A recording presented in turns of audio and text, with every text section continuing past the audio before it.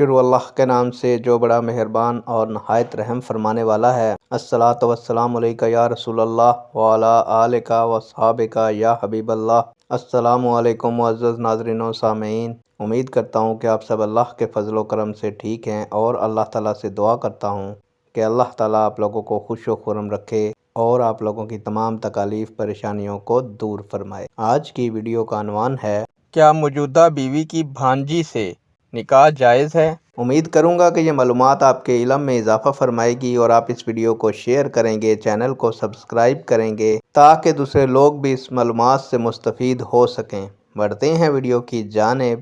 معزز ناظرین و سامعین، بیوی کی موجودگی میں سالی یا سالی کی بیٹی یعنی بیوی کی بھانجی سے نکاح جائز نہیں۔